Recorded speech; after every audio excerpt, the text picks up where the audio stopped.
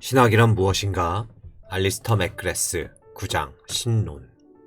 하나님도 고난을 당하는가? 기독교 신학은 흥미진진한 문제들을 많이 쏟아놓는다. 그 중에는 그 자체만으로도 흥미로운 문제가 있는가 하면 훨씬 더 큰 주제로 이끌어주는 까닭에 흥미있는 문제도 있다. 이러한 두 특성을 모두 지닌 문제가 하나님이 고난을 당한다고 말할 수 있겠는가라는 문제다. 만일 하나님을 고난당하는 분으로 볼 수 있다면 하나님과 고통당하는 인간 세계 사이에 즉각 접촉점이 형성된다. 그럴 때 하나님은 피조물이 당하는 고난과 무관한 존재로 생각할 수 없게 된다. 이 문제는 악과 고난이라는 쟁점과도 밀접한 관계가 있다. 그러나 이 문제는 또 다른 측면에서도 흥미롭다. 이 문제 앞에서 우리는 왜 그토록 많은 사상가들이 고난당하는 하나님이라는 생각과 주장에 대해 본능적으로 반감을 드러내는지에 생각이 미치게 된다. 이 점을 이해하기 위해서는 초기 기독교 신학의 배경이 된 역사를 살펴볼 필요가 있다. 기독교가 팔레스타인에서 시작되기는 했지만 오늘날의 터키나 이집트 같은 지중해 동부 지역으로 빠르게 퍼져나갔으며 안티오키아나 알렉산드리아 같은 도시들의 터를 잡았다. 이 과정에서 기독교는 헬레니즘 문화 및 그리스 사고방식과 접촉하게 되었다. 이 사실에서 제기되는 중요한 문제 가운데 하나는 다음과 같다. 헬레니즘 문화 환경에서 활동하면서 기독교 신학자들은 자연스럽게 그리스 고유의 사상을 자기네 사고 속으로 받아들였을까? 달리 말해 팔레스타인에 뿌리를 둔 복음이 헬레니즘이라는 프리즘을 통해 굴절되고 왜곡된 것인가? 특히 관심 있게 살펴본 일은 형이상학의 용어들이 신학에 도입되었다는 점이다. 일부 학자들은 이 일을 두고 그리스의 정적인 사고방식이 셈족의 역동적 세계관에 더 씌워지고 그 결과 복음이 왜곡되었다고 주장하였다. 계몽주의 시대 이후로 이 문제가 매우 진지하게 다루어져 왔다. 그렇게 해서 나타난 중요한 운동이 교의사 운동이다. 아돌프 폰 하드락과 같은 학자들은 최소한 몇 가지의 그리스 고전 개념이 부당하게 기독교 신학 속으로 흡수되었다고 보았다. 학자들의 견해에 의하면 이런 것들 가운데 하나가 고난을 초월하는 하나님이라는 개념이다. 다음에서 우리는 고대 이교 사상인 하나님의 아파테이아, 곧 하나님은 인간의 모든 감정과 고통을 초월한다고 보는 견해인 하나님의 무감각 개념에 대해 살펴본다. 고전적 견해, 하나님의 무감각. 고전적 신이해에서 중심을 이루는 것이 완전 개념으로 이것은 플라톤의 국가론 같은 대화편에서 볼 수 있다. 완전하다는 것은 변하지 않고 자기 충족적이라는 것이다. 따라서 그러한 완전한 존재는 외부에 있는 어떤 것에 의해 변화되거나 영향을 받는 것이 불가능하다. 게다가 앞에서 하나님의 완전에 대한 스피노자의 견해를 다룰 때 언급했듯이 완전은 매우 정적인 용어들로 다루어진다. 만일 하나님이 완전하다면 어떤 식으로든 변화는 불가능하다. 만일 하나님이 변한다면 완전에서 멀어지든지 아니면 완전을 향해 다가가게 된다. 이러한 개념을 가르쳐 온 아리스토텔레스는 변화는 나쁜 쪽으로의 변화일 수밖에 없다고 주장했으며 따라서 자기가 생각하는 신적 존재에서의 변화와 고난을 배제하였다. 이런 사고가 초기 시대의 기독교 신학 속으로 흘러 들어왔다. 헬레니즘 시대의 유대인으로서 저술 활동을 통해 초기 기독교 사상가들에게 큰 영향을 준 알렉산드리아 필로는 하나님의 불변성에 관하여 라는 글에서 하나님의 무감각을 강력하게 옹호하였다. 그는 하나님이 고난을 겪는 것처럼 말하는 성경 구절들을 은유로 보아야 하며 문자적인 의미로 받아들여서는 안 된다고 주장하였다. 하나님의 변화를 인정하는 것은 곧 하나님의 완전을 부정하는 것이었다. 변하지 않는 분을 변한다고 가정하는 것만큼 커다란 불신앙이 어디에 있겠는가? 라고 필로는 물었다. 반박이 아예 불가능한 질문 같아 보였다. 필로는 하나님을 고난을 당하거나 정령 같은 일을 겪는 존재로 볼 수 없었다. 이 개념을 받아들인 중세 저술가 캔터베리의 안셀무스는 하나님이 우리의 경험의 눈으로 보면 동정심을 지닌 분이시지만 신적 존재 자체는 그렇지 않다고 주장하였다. 안셀무스는 프로슬로기온에서 사랑과 동정의 언어를 하나님에게 사용할 때에는 완전한 비유로 보아야 한다고 주장하였다. 따라서 우리가 하나님을 동정적인 분으로 경험한다고 말할 수는 있지만 이렇게 말한다고 해서 하나님이 동정적이라는 의미가 되는 것은 아니다. 우리의 경험에서 보면 당신은 진정 동정적인 분이십니다. 그러나 당신 스스로는 결코 그렇지 않습니다. 당신께서 고통당하는 우리를 돌아보실 때 우리는 동정의 힘을 경험하게 되지만 당신 자신은 이런 느낌을 경험하지 않기 때문입니다.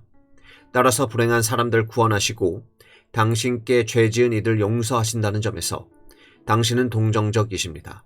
그리고 불행한 일에 연민을 느끼면서도 이러한 영향도 받지 않으신다는 점에서 당신은 동정적이지 않으십니다.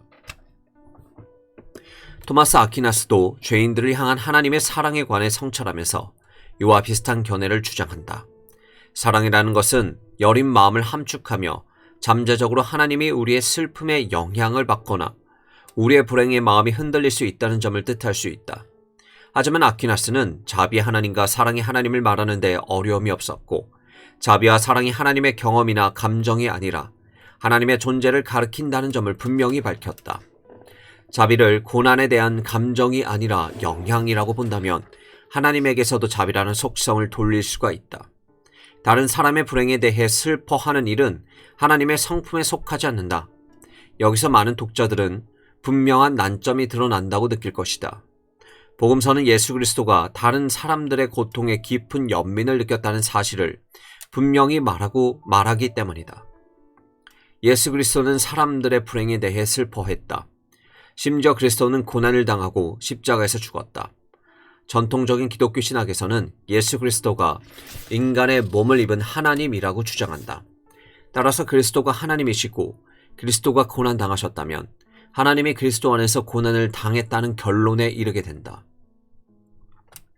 하지만 대부분의 교부 저술가들은 그렇지 않다고 주장했는데 이들은 하나님의 완전성과 무감각을 가르치는 이교 사상에 크게 영향을 받았던 것으로 보인다.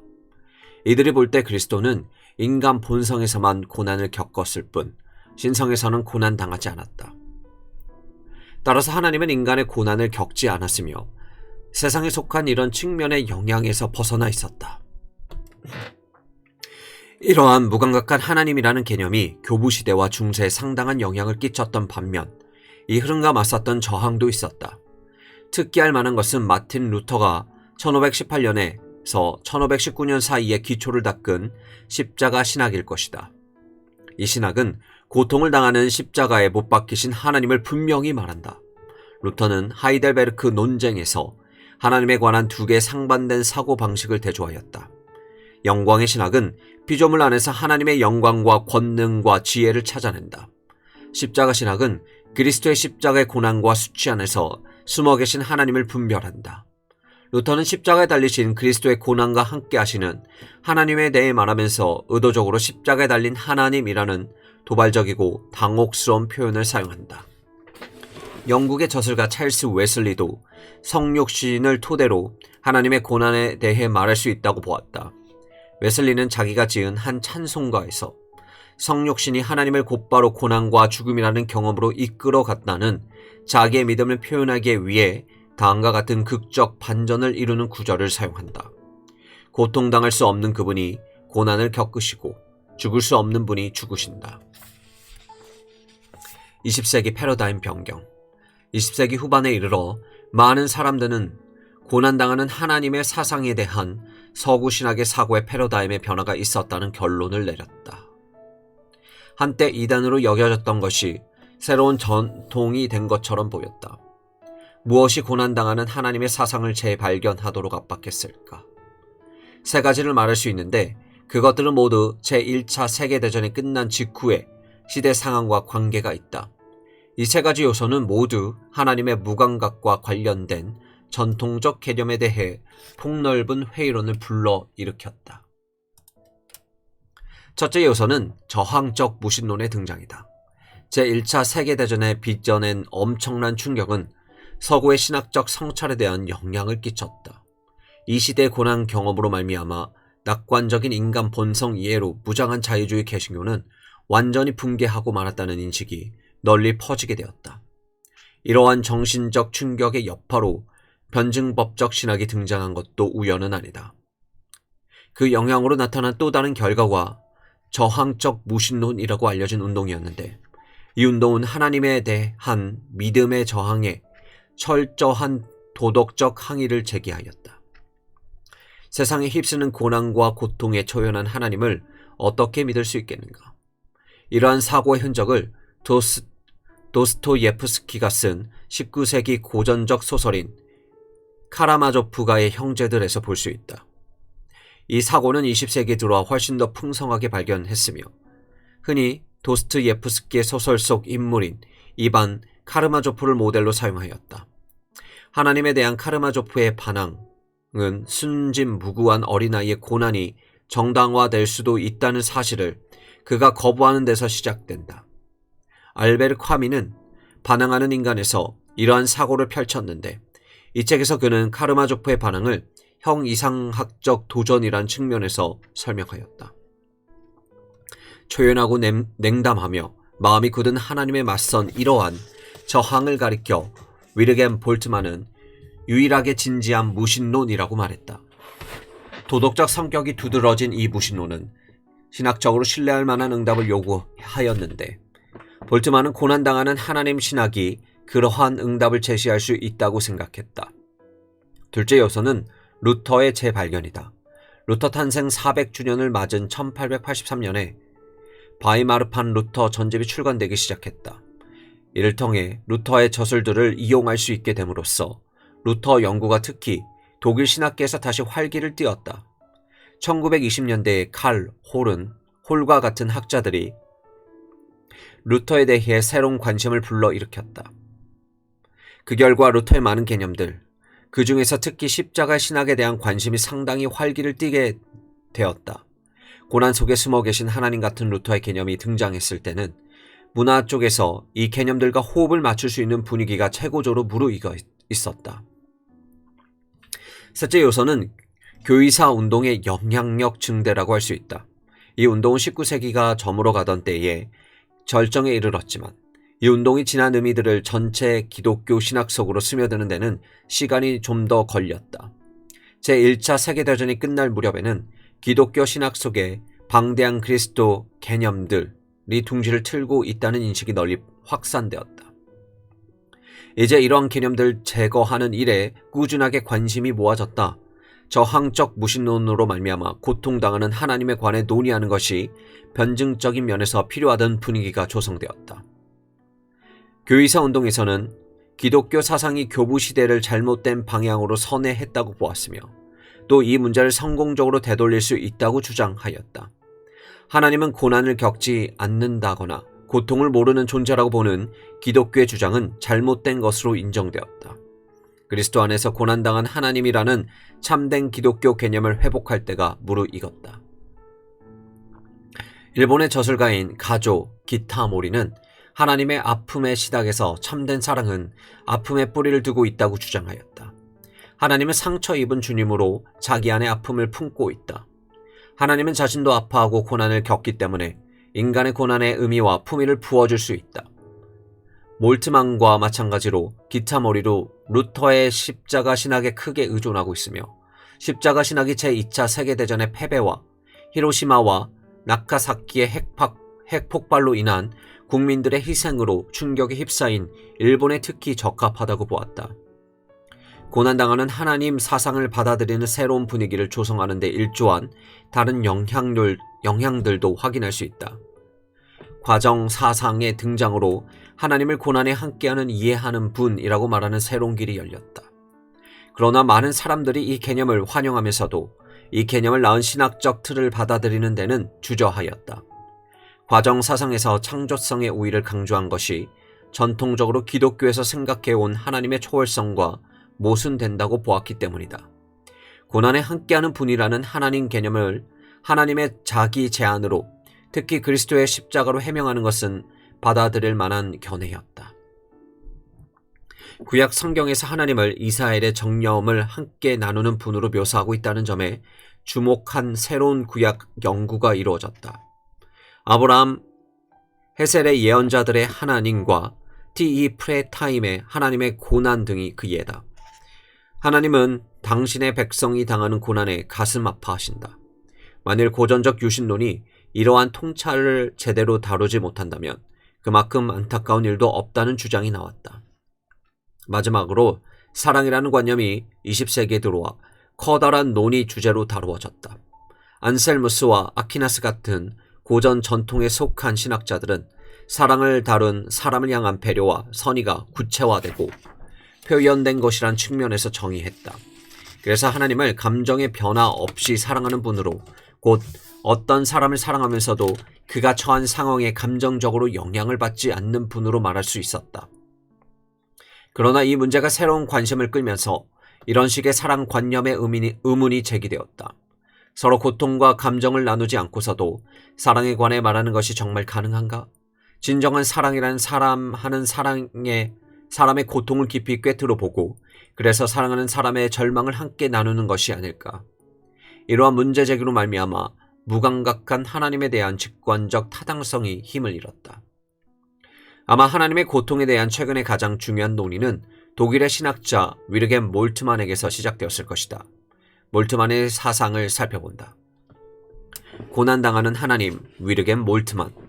20세기 후반에 이르러 고통당하는 하나님을 말하는 것은 새로운 정통이 되었다. 몰트만의 십자가에 달리신 하나님은 이 사상을 설명한 가장 중요하고 영향력 있는 연구로 널리 인정되며 열띤 토론의 주제가 되었다. 몰트만은 십자가에 달리신 하나님에서 십자가가 참된 기독교 신학의 기초이자 척도라고 주장하였다. 그리스도가 순환, 특히 하나님께 버림받아 외치는 나의 하나님, 나의 하나님, 어찌하여 나를 버리셨나이까? 라는 울부짖음은 기독교 사고의 중심이 된다. 십자가는 아버지와 아들 사이의 사건으로 보아야 마땅하며 그 사건 속에서 아버지는 죄인인 인간을 구속하기 위해 자기 아들의 죽음을 겪는다. 몰트만은 고통을 겪지 않는 하나님은 완전한 하나님이 아니라는 결함이 있는 하나님이라고 주장한다. 하나님은 그 무엇에 의해서도 변하거나 고난을 겪도록 강요당할 수 없는 존재라는 점을 강조하면서 몰트만은 하나님이 스스로 고난당하기로 택하셨다고 주장한다. 하나님의 고난은 하나님이 스스로 고난을 겪기로 선택하고 또 기꺼이 고난을 받아들인 데서 나온 직접적인 결과다. 고난을 겪을 수 없는 하나님은 그 어떤 인간보다 더 가련하다. 고난을 경험할 수 없는 하나님은 개입할 수 없는 존재인 까닭이다. 고난과 불의가 그에게 아무런 영향도 미치지 않는다. 그리고 그는 완벽하게 무감각하기 때문에 어떤 것에 의해서도 영향을 받거나 흔들리지 않는다. 그는 눈물이 없기에 올 수도 없다. 게다가 고난을 겪을 수 없는 이는 사랑할 수도 없다. 그래서 그는 또한 사랑이 없는 존재다. 여기서 몰트만은 우리가 앞에서 살펴본 여러 가지 사항들을 결합하면서 사랑은 사랑하는 사람으로 하여금 사랑받는 대상의 고통 속에 참여하게 만든다는 개념을 밝히고 있다. 고난당하는 하나님 개념은 기독교 전통의 눈으로 얼핏 보면 이단적인 것으로 보일 수도 있다. 교부 시대에는 하나님의 고난과 관련한 두 가지 이론을 용납할 수 없는 것으로 여겼다. 성부순환설과 신수난설이 그것이다. 앞쪽의 설은 이단으로, 뒤쪽의 설은 잘못된 가능성이 큰 이론으로 보았다. 다음으로 넘어가기 전에 이 두 이론에 대해 간단하게 살펴본다. 성부순환설은 3세기에 등장했으며 노에투스와 프락세아스, 사벨리우스와 같은 사상가들과 관계가 있다. 이 이론의 핵심은 아버지가 아들로서 고난당했다는 믿음이다. 달리 말해 그리스도가 십자가에 당한 고난은 성부의 고난으로 보아야 한다는 것이다. 이 사상가들에 의하면 신성의 구분은 단지 양태 또는 외적 작용에 따른 것뿐이다. 성부와 성자와 성령은 한 동일한 신적 실체가 서로 다르게 표현된 것, 곧 서로 다른 존재, 양태일 뿐이다. 흔히 사벨리우스주의로 알려진 이 양태론에 대해서는 삼위일체론을 다룰 때 좀 더 자세히 살펴본다. 신순환설은 6세기에 일어났으며 요한 막센티우스와 같은 사상가들과 관계가 있다. 이 운동이 내세운 기본 구호는 삼위일체 가운데 한 분이 십자가에 달렸다는 것이다. 이 공식은 얼마든지 전통적인 의미로 해석할 수 있으며 비잔티움의 레온티우스 같은 사람들의 지지를 받았다. 그러나 교황 다스 같은 신중한 저술가들이 이 이론이 혼란을 낳고 잘못된 길로 이끌 가능성이 있다고 보았으며 그래서 점차 사용되지 않게 되었다. 고난당하는 하나님 이론은 신순환설을 다시 끌어들이고 성부순환에 따르는 난점을 피해가는 방식으로 하나님의 고난과 그리스도의 고난의 관계를 해석한다. 예를 들어 기타모리는 아버지와 아들이 고난당하는 방식의 차이가 있다고 구분한다. 성자 하나님의 죽음 속에 숨어 계신 성부 하나님은 아파하시는 하나님이다. 따라서 하나님의 아픔은 성자 하나님만의 아픔이거나 성부 하나님만의 아픔이 아니라 본질적으로 하나의 두 위격인 아픔이다. 이 이론을 가장 정교하게 다듬은 형태를 몰트만의 십자가에 달리신 하나님에서 볼 수 있다. 몰트만은 성부와 성자가 고통을 당하지만 그 고난을 서로 다른 방식으로 경험한다고 주장한다. 아들은 십자가의 고통과 죽음이라는 고난을 겪으며 아버지는 아들을 포기하고 잃어버리는 고난을 겪는다. 아버지와 아들이 모두 십자가에 휘말리지만 그 휘말리는 방식은 동일하지 않고 서로 다르다. 아들이 순환당할 때 아버지는 포기에 따른 아픔을 겪는다. 아들이 죽을 때 그 죽음은 하나님에게까지 미치며 아버지는 버림받은 인간에 대한 사랑 가운데서 자기 아들의 죽음을 겪는다. 죽음은 하나님께까지 미친다는 몰트만의 확신에 찬 주장은 자연스럽게 하나님이 죽음을 겪는다고 말할 수 있는지 더 급진적으로 말해 하나님은 죽었다고 말할 수 있는지를 논의하는 일로 이어진다. 하나님의 죽음? 하나님이 고난을 겪는 것이 가능하다면 한 걸음 더 나아가 죽는 것도 가능할까? 아니면 하나님은 이미 죽은 것인가? 이러한 물음은 그리스도 안에 나타난 하나님의 고난을 논하는 곳에서 언제나 빠지지 않고 다루게 되는 것들이다. 신학 교재들 못지않게 찬송가도 기독교의 믿음의 내용을 증언한다. 기독교 교회에서 중요하게 여기는 많은 찬송가들이 하나님의 죽음을 다루고 있으며 불멸의 하나님께서 십자가에서 죽을 수밖에 없었던 역설을 기뻐 노래한다. 가장 유명한 예가 18세기에 나온 찰스 웨슬리의 찬송가 어찌 날 위함이 온지 일 것이다. 이 곡에서는 다음과 같은 가사가 나온다. 놀라운 사랑, 주 나의 하나님께서 날 위해 죽으셨으니 이 어찌 된 일인가? 이 가사는 인간의 몸을 입은 불멸의 하나님이신 예수 그리스도가 자신을 죽음에 내어놓음으로써 사랑과 헌신을 나타내셨다는 생각을 표현한다. 같은 찬송가의 다른 가사에서도 이러한 생각이 드러나고 있다. 참 놀라운 신비, 영원하신 분이 죽으셨네. 그분의 기이한 섭리를 그 누가 헤아릴 수 있을까? 그런데 어떻게 하나님의 죽음을 말할 수 있느냐고 사람들은 의아해한다. 1966년 미국에서 몇 주 동안 신학이 전국적으로 신문의 머리 기사를 장식했다. 타임즈에 하나님이 죽었다고 선언하는 기사가 실렸다. 별로 이름이 알려지지 않았고 서로 공통점도 없던 세 명의 학자 폴 벤 뷰런, 윌리엄 해밀턴, 토머스 알타이저가 돌연 새롭고 급진적인 신죽음의 신학 예언자들로 떠올랐다. 신이 없던 신학이 그들의 특징이었는데 사실 그 저술가들은 전혀 다른 관심사와 의제를 가지고 있었다. 신의 죽음은 실제로는 언론이 만들어낸 것이었다. 신은 죽었다와 신의 죽음 같은 구호들이 전국적인 관심사가 되었다. 크리스천 센츄리지는 1966년 2월 16일에 독자들에게 신의 죽음 클럽에 가입하기를 권하는 풍자적인 신청서를 게재했다.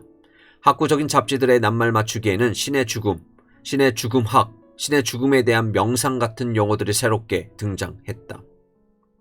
그 전문 용어들은 바짝 고개를 내밀었다가는 당연하다듯이 곧바로 사라져버리고 말았다.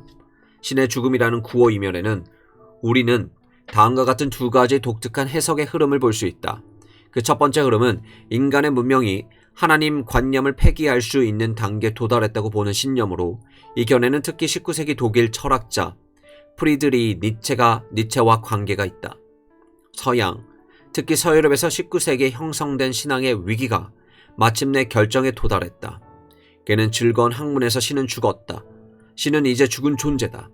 우리가 그를 죽였다라고 선언함으로써 신이 들어설 여지를 허용하지 않는 일반적인 문화 환경을 대변한다.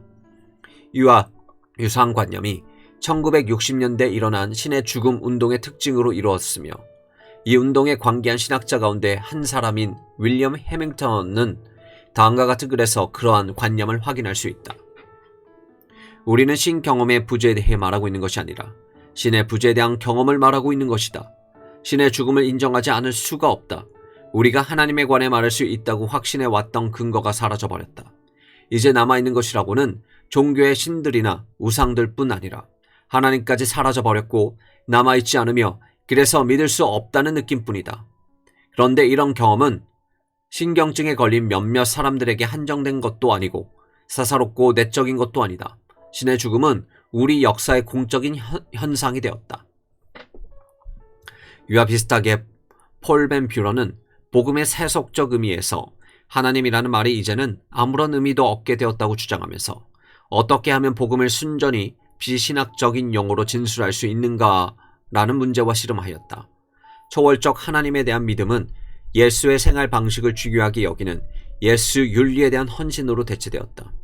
토머스 알타이저는 기독교 무신론의 복음에서 이 문제에 대해 초점을 맞추어 이제 예수를 하나님이라고 논하는 것은 통할 수 없게 되었지만 하나님을 예수라고 말하는 것은 여전히 가능하다고 주장하면서 하나님에 대한 믿음을 더 이상 주장할 수 없게 된 대신에 예수의 말과 행동에다 도덕적 권위를 부여하였다.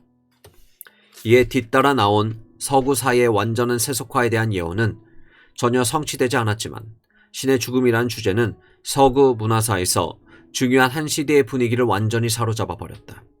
그 뒤를 이어 미국의 종교와 사회에서 하나님의 번영을 강조하는 흐름이 다시 부흥함으로써 이 운동은 현실과 동떨어진 기이한 현상으로 밀려나게 되었다. 두 번째 흐름으로는 하나님이 그리스도 안에서 죽었다라고 말할 수 있을 만큼 예수 그리스도가 하나님과 온전한 일체를 이룬다고 보는 매우 독특한 믿음을 들 수 있다. 하나님이 그리스도 안에서 고난을 겪었듯이 우리는 또한 하나님이 동일한 방식으로 죽음, 곧 사멸성을 경험한다고 말할 수 있다. 이 이론은 신학적인 면에서 꽤 중요한 것인데도 문화적인 면에서는 별 흥미를 끌지 못하였다. 미국에서 이루어진 발전, 특히 신은 죽었다는 구호가 널리 퍼진 현상에 대한 대응으로 에버하르트 융엘은 살아계신 하나님의 죽음이라는 논문을 썼다. 이 논문에서 그는 그리스도의 죽음을 통해 하나님의 사멸성에 속하게 된다고 주장하였다. 융엘은 세상의 신비이신 하나님에서 이 개념을 자세하게 밝히면서 하나님의 죽음이라는 주제는 하나님 자신과 고난으로 가득 찬 덧없는 이 세상을 동일시했음을 분명하게 보여주는 것이라고 주장하였다. 윌겐 몰트만은 십자가에 달리신 하나님에서 위와 비슷한 개념들을 논하면서 하나님 안의 죽음에 관해 말한다. 하나님은 고난당해 죽는 모든 사람들과 하나가 되며 그래서 인간의 고난과 죽음을 함께 나눈다. 이렇게 해서 인간 역사의 이 측면들이 하나님의 역사 속으로 편입된다. 그리스도의 십자가 안에서 하나님을 인식한다는 것은 곧 하나님 안에서 십자가와 헤어날 수 없는 고난, 죽음, 절망적 거절을 인식하는 것을 의미한다. 몰트만은 엘리 비젤의 소설 밤에 나오는 유명한 구절, 곧 아우슈비츠의 처형 장면을 담은 일화를 통해 이 점을 제시한다. 세 사람이 교수형을 당하는 것을 지켜보던 사람들 가운데서 하나님은 어디에 있는가라는 물음이 터져나왔다. 이 일화를 통해 볼트만은 그리스도의 십자가를 통해 하나님이 죽음을 맛보고 죽음의 영향을 받는다고 주장을 편다. 하나님은 죽음이 어떤 것인지 아신다.